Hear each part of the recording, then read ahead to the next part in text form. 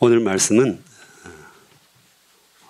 속건제의 규례와 화목제의 규례를 더 말씀하고 계십니다. 지금 계속해서 제사 제도에 대해서 반복적으로 나오는 것을 알 수 있습니다. 우리가 생각할 때 반복은 좀 지루하지 않느냐 이런 생각들이 기본적으로 있는데요. 일단 히브리 문학에서는 어떤 것을 강조하고자 했을 때 반복을 합니다. 그래서 예수님도 진실로 진실로 너희에게 이르노니, 그건 굉장히 예수님께서 강조를 하신 것입니다. 두 번 반복한다는 것은 그만큼 굉장히 중요한 이야기라는 것입니다. 그래서 번제, 소제, 화목제, 속제제, 속건제, 이것들을 다시금 반복해서 말씀을 하시는 것은 그만큼 이 언약의 말씀, 하나님과의 약속의 말씀, 우리가 순종해야 될 말씀이라는 것을 다시금 강조를 하고 있는 것입니다. 요즘 이제 코로나19 사태를 보면서 뉴스에서 많이 듣는 이야기가 구상권을 청구한다는 이야기입니다. 손해배상을 청구하겠다는 것이죠. 고의로 자신의 병을 숨겨서 많은 사람들에게 전파가 되게 하면, 그래서 손해를 보게 하면 그것을 갚아야 한다는 것입니다. 오늘 나오는 속건제도 이와 비슷합니다. 하나님께 지은 죄, 또 사람에게 피해를 준 죄에 대해서 그것의 5분의 1을 더하여서 120%죠. 배상해야 한다는 것입니다. 피해에 대해서 배상해야 하는 그런 제사가 바로 속건제입니다. 배상이 필요한 죄에 대해 속제제를 드리고 나서, 또 속건제를 드리고 나서 그냥 말로만 사과로 끝내지 않고 손해배상을 하게 했습니다. 그 죄의 값을 반드시 지불하게 했던 것입니다. 이것은 신약에 와서 예수님의 대속으로 완성이 됩니다. 죄가 없으신 예수님께서 고난을 받으시고 십자가에서 죽으심으로 우리 모든 죄값을 대신 지불하셨습니다. 예수님께서 우리의 죄값인 사망을 대신하셨습니다. 죄의 삭은 사망이라는 말씀이 있잖아요. 그래서 죄를 지으면 죽어야 합니다. 그런데 예수님께서 우리 대신에, 죄인인 우리 대신에 죽으셨다는 것입니다. 하나님께서는 말로만 우리를 사랑한다고 말씀하신 것이 아니라 당신의 독생자 예수 그리스도를 제물로 주셔서 우리의 모든 죄의 값을 치르셨습니다. 제가 집에서 우리 아들하고 딸에게 자주 하는 말이 있습니다. 아들내미 사랑해, 그다음에 딸내미 사랑해, 이 말을 종종 자주 합니다. 그런데 사춘기가 되면서 아이들이 별로 내 말을 먹어주지 않습니다. 왜 그럴까요? 실천이 잘 안 되기 때문에 그렇습니다. 말로만 늘 남발하는 것이죠. 근데 마음속 중심에는 제가 사랑하는 마음이 있지만 표현을 하는 대신에 실천을 해야 되는데 그런 실천들을 잘 하지 못하는 그런 모습이 있다는 것입니다. 이것이 인간의 한계죠. 중심이 또 마음이 있지만, 말은 그것을 잘하지만 그걸 제대로 실천해내고 행동으로 보이기가 참 어렵다는 것을 우리는 알 수 있습니다. 그렇지만 하나님께서는 독생자 예수 그리스도를 우리에게 보내시고 우리의 모든 죄값을 대신 치러주셨다는 것입니다. 사망에서 생명으로 옮기셨습니다. 따라서 우리의 죄사함과 영생은 공짜가 아닙니다. 예수님의 십자가로 말미암아 우리는 죄와 사망으로부터 자유하게 된 것입니다. 그래서 우리는 두렵고 떨림으로 자유자의 삶을 살아야 합니다. 죄에 대해서 민감하게 반응해야 합니다. 죄를 가볍게 생각하고 죄를 짓고 회개하면 되지, 하나님께서 용서하시니까 용서받으면 된다고 생각하는 것은 참 어리석은 생각입니다. 우리는 다윗 왕의 이야기를 잘 알고 있습니다. 다윗 왕이 유부녀 밧세바와 동침하여 죄를 지은 후 하나님께서 나단 선지자를 보내시죠. 그래서 그 죄에 대해서 강력하게 꾸짖으십니다. 그때 겸손해진 다윗 왕은 철저하게 회개를 하죠. 그러자 하나님께서 다윗 왕의 중심을 보시고 그 죄를 용서해 주십니다. 하지만 다윗 왕과 밧세바 사이에 이 불륜으로 낳은 아이를 결국은 데려가시죠. 죄값을 치는 것입니다. 하나님께서 용서해 주셨지만 이 다윗 왕의 죄값에 대해서는 철저하게 물으신 거죠. 그 책임을 물으신 거죠. 우리 그리스도인들은 예수님의 보혈로 모든 죄를 용서받았지만 계속해서 짓는 죄, 자범죄라고 보통 말을 하는데요. 그 죄에 대한 결과, 이것을 책임져야 합니다. 하나님께서는 내가 거룩하니 너희도 거룩하라고 명령하십니다. 우리 그리스도인들은 이 명령에 순종해야 하는 것입니다. 늘 자신을 돌아보고 혹시 알게 지은 죄, 모르게 지은 죄가 있는가 살펴보고 회개하는 삶, 살아야 된다는 것입니다. 11절부터는 화목제에 대해서 다시 한번 언급을 하고 있는데요. 화목제는 죄로 원수되었던 관계를 화목하게 회복하는 제사입니다. 그래서 화목제인데요. 다른 제사들, 특히 소제는 무교병을 드렸습니다. 무교병이라는 것은 발효 물질인 누룩을 넣지 않는 밀가루 떡입니다. 누룩을 안 넣었으니까 엄청 딱딱하고 맛이 없을 것입니다. 하지만 화목제는 누룩 없는 무교병도 드리지만 누룩을 넣은 유교병을 함께 드렸다고 말씀하십니다. 12절에 보면 또 유교병을 화목제의 감사제물과 함께 그 예물로 드리되, 그래서 누룩을 넣어서 부풀어 오르게 한, 쉽게 말하면 오늘날 빵이 부풀어 올랐잖아요. 부드럽게 하고 또 맛있게 하기 위해서 누룩을 넣어서 부풀어 올린 거거든요. 효소를 넣은 거죠.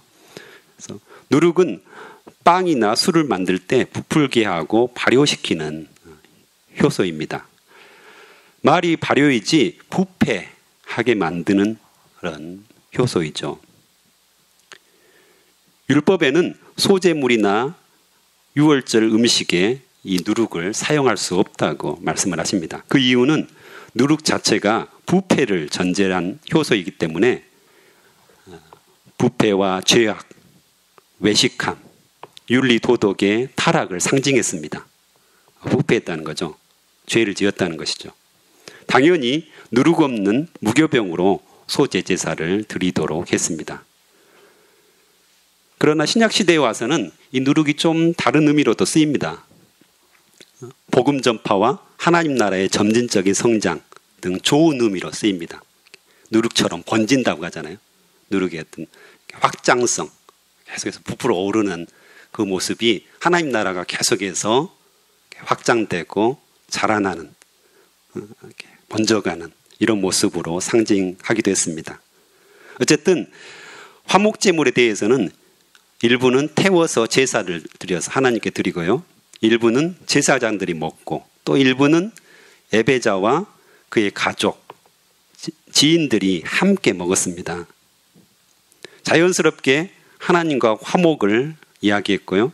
또한 사람과 사람 사이에 화목을 위한 제사가 되었습니다. 같이 나누어서 먹는 것이죠. 하나님 사랑과 이웃 사랑을 이룰 수 있었습니다.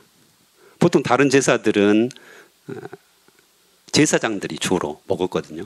그리고 완전히 태워드린다든가. 그런데 화목제만큼은 다른 사람들과 함께 잔치를 벌였습니다. 사람들을 불러 모아가지고 축제처럼 그 고기를 먹고 마시고 함께 즐겼던 것입니다. 누룩으로 발효된 맛있고 부드러운 유교병을 먹으면서 사람들은 풍성한 교제를 할 수가 있었습니다. 말씀대로 화목 제사 이후에 이틀이나 3일 동안 사람들을 불러서 큰 잔치를 했습니다. 그래서 이틀이나 3일 내에 다 그 고기들을 먹어야 합니다. 고기라든가 또 유괴병을 먹어야 됐습니다. 서로 사과하고 용서하는 풍성한 축제가 되었던 것입니다. 즉 그리스도인 공동체는 함께 먹고 마시는 축제의 공동체입니다. 여기에서 화목이 일어나고 화평이 일어나고 하나님께서 주신 용서와 사랑이 풍성하게 펼쳐지는 그런 장이 되는 것입니다. 지금은 코로나 시국이라 함께 만나서 먹고 마시며 교제할 수는 없지만 그렇다고 우리가 손 놓고 있을 수는 없습니다. 온라인 제자반 모임을 통해서 또 카톡이라든가 여러 가지 방법을 통해서 우리가 지금 드리고 있는 온라인 예배를 통해서 들은 말씀과 또한 일주일 동안 우리가 묵상하고 먹었던 큐티 말씀을 가지고 함께 나누어 주고받는 나눔의 시간이 꼭 필요합니다. 하나님의 말씀을 함께 우리가 먹고 마시는 것입니다. 함께 먹고 나누면 풍성한 교제가 이루어집니다. 이것이 화목제의 의미입니다. 우리가 직접 만나 육신의 양식을 먹고 마시며 진지하게 교제하는 그런 화목의 시간들을, 화평의 시간들을 누리지 못하죠, 지금. 하지만 온라인을 통해서 영적인 양식인 하나님의 말씀을 먹고 마시며 귀한 교제를 나눈다면 그 속에 예수님의 사랑의 피가 흐르게 될 것입니다. 생각해 보면 이것은 세상 사람들이 결코 할 수 없는 일입니다. 쉽지 않죠. 차갑고 거리감이 있는 온라인 생태계 안에서 예수님의 사랑의 온기를 우리가 불어넣어야 되겠습니다. 사람들은 이런 코로나 사태를 경험하면서 관계의 단절들을 경험하게 됩니다. 굉장히 외롭습니다. 누군가 소통하고 싶은데 소통할 통로가 거의 사라진 시대를 지금 살고 있는 거죠. 그러니까 화가 납니다. 그래서 그 화를 주체하지 못해서 다른 사람에게 이렇게 표출하는 경우들이 참 많은데요. 다 괜찮다고, 겉으로는 다 괜찮다고 이야기하지만 결국엔 관계 단절들을 가장 두려워하는 그런 세대를 우리가 살고 있는 것입니다. 온라인 시대가 되면서 훨씬 더 이것은 강화되고 있고 사람들은 외로움에 지쳐가고 있습니다. 그래서 오히려 코로나19로 인해서 복음 전하기가 어렵다. 사람들 양육하기가 어렵다. 다 이렇게 이야기합니다. 우리도 그걸 경험하고 있습니다. 이거 어떻게 해야 되지? 쉽지 않은 그런 시대는 우리가 살고 있는 것입니다. 하지만 우리가 역으로 생각해 본다면 그만큼 사람들은 관계단절을 경험하고 있고 외로워하고 있고 그래서 누군가의 작은 손길을 필요로 한다는 사실을 우리는 알아야 되겠습니다. 그래서 온라인을 통해서 우리가 이 생명 나눔의 운동들을 전개한다면 이것은 궁극적으로 전도로 연결될 것입니다. 저도 그렇다고 대안을 찾는 것은 아닙니다. 하지만 이것도 시도해보고 저것도 시도해보고 그 중에 한 가지가 최근에 이제 한 달 동안에 가장 많이 했던 게 카톡으로 안부를 묻고 기도 제목을 묻는 것입니다. 그래서 제가 알고 있는 제자들과 또 교회 청년들 안부를 물으면서 기도 제목이 있는지 무엇을 고민하고 있는지 이걸 묻고 다 응답이 오는 건 아닙니다. 수백 통을 보낸 것 같은데 야성에서 카톡을 보내면서 이렇게 응답 오기를 기다렸는데 또 오는 사람들이 상당히 있습니다. 또 관계가 있기 때문에 사람들이 기도 제목을 보내주면 내가 기도해 줄게. 이것도 말로만이잖아요. 의미 별로 없습니다. 기도 안 씁니다. 물론 생각날 때가 있죠. 하지만 대부분 기도해 줄게 이것은 빈말에 불과합니다. 그래서 기도 제목을 보내오면 그대로 기도문을 칩니다. 거기서 기도하는 거죠. 그 자리에서 기도를 하면서 기도문을 쭉 이렇게 카톡으로 쳐서 그걸 보내주고 내가 같이 기도하겠다. 또 지금 기도하고 있다. 이렇게 이야기해 줍니다. 그러면 참 좋아하더라고요. 오히려 그게 소통의 통로가 되고요. 또 자기 이야기 계속 해주고 소통하면서 참 외로워하고 있구나. 누군가의 관심과 누군가의 사랑과 누군가의 기도가 필요로 하는 세대구나. 시대이구나. 이것을 많이 느끼게 됩니다.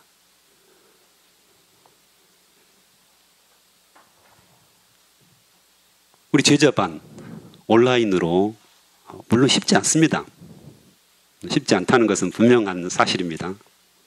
하지만 어렵기 때문에 포기하기보다는 기도하고 한 사람 한 사람 접촉하면서 전화하고 카톡하면서 문자하면서 우리가 이것을 왜 해야 되는지, 왜 이 시대에 우리가 이것을 해야 되는지, 그냥 화면만 보고 부끄럽기도 해서 화면을 끄기도 하고, 어쨌든 이런 형태로라도 왜 우리가 이것을 해야 되는지 설득하고 동기부여하고, 그래서 이 온라인 제자복 모임들이 우리 교회 안에서 활성화되었으면 좋겠습니다. 어제 뉴스도 나왔잖아요. 이 2.5단계가 20일까지 연장이 된다고. 언제까지 연장될지 우리는 알 수 없는 세대에 살고 있습니다. 어쨌든 온라인으로 만나서 함께 말씀을 나누고 함께 기도하고 충분히 가능합니다. 그걸 통해서 우리가 서로 화목하게 되고 화평하게 되고 서로 마음을 나누는 이런 귀한 역사들이 있었으면 좋겠습니다. 어쨌든 하나님께서 우리에게 장벽을 주셨고 우리는 그것을 뛰어넘는 대안들을 계속해서 개발해야 합니다. 뭐라도 해야 되는 것입니다. 기도하면서 주님이 주신 지혜와 명철이 우리 안에 있습니다. 가만히 손 놓고 우리가 있기보다는 우리가 할 수 있는 것들, 우리가 가지고 있는 것들을 하나님께 내어드리면서 주님, 저희가 이것밖에 없지만 주님께서 역사하여 주시옵소서.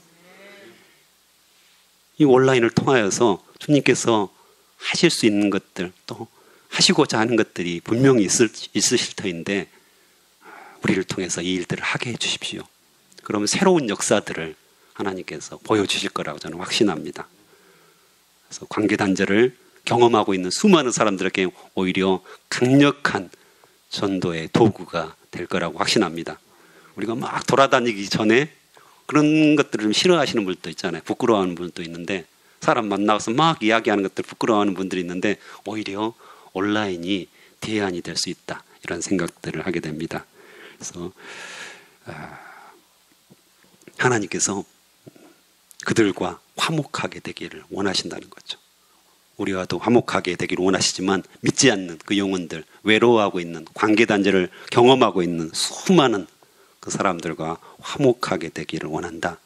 이 사실들을 우리가 분명하게 알고 제가 순종하겠습니다 라고 한다면 그때부터 하나님께서 역사하시리라 확신합니다. 네, 기도하겠습니다.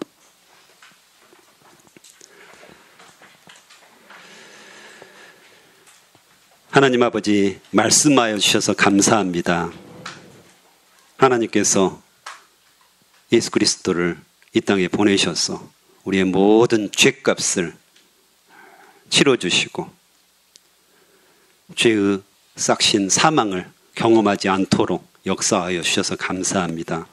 우리가 죄로부터 자유자가 되었는데 하나님 늘 겸손한 마음으로 두렵고 떨림으로 주님 앞에 설 수 있도록 인도하여 주시옵소서. 죄에 대해서 민감하게 하시고 즉시 회개하는 그런 영을 부어 주시옵소서.